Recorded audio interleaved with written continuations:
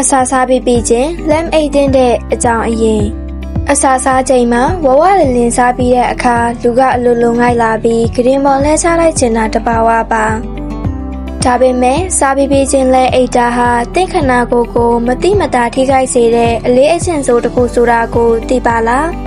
ဘာကြောင့်စားပြီးချင်းလက်မိတ်တင်လဲဆိုတဲ့အချက်၃ချက်ကိုကြည့်လိုက်ရအောင်နော်နံပါတ်1အဆစ်ကျန်တဲ့ခြင်းကိုဖြစ်စေပါတယ်လဲလျောင်းလိုက်တဲ့အခါကပ္ပဆွဲအားကြောင့်အစာအိမ်ထဲကအစာချေအဆစ်တွေဟာအထက်ကိုကျန်ဆန်တက်လာတတ်ပါတယ်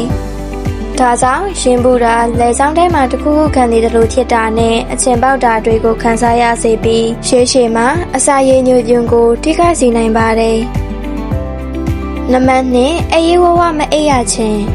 ခန္ဓာကိုယ်ကအစာချေဖို့အားစိုက်ပြီးအလုံးလုံးနေရတဲ့အတွက်တင်အိပ်ကျော်သွားရင်တောင်အုံနောက်နဲ့ခန္ဓာကိုယ်ကကောင်းကောင်းမနာရပါဘူး။ဒါကြောင့်နိုးထလာတဲ့အခါလမ်းဆန်းမှုမရှိဘဲခေါင်းနောက်တာလူကလေးလံထိုင်မိုင်းတာမျိုးဖြစ်တတ်ပါတယ်။နံပါတ်3ဘိုက်ပူလာပြီးကိုယ်အလေးချိန်တက်စေပါတယ်။စားပြီးချင်းလှုပ်လှုပ်ရှားရှားမရှိဘဲအိပ်လိုက်တဲ့အခါခန္ဓာကိုယ်ကကယ်လိုရီတွေကိုလောင်ကျွမ်းဖို့အခွင့်အရေးမရတော့ပါဘူး။အဲ့ဒီအစားတညကိုအစီအဖြစ်တူလောင်လိုက်တဲ့အတွက်ဘိုက်ခေါက်ထွက်လာပြီးကိုယ်အလေးချိန်တိုးလာစေရပဲဖြစ်ပါတယ်။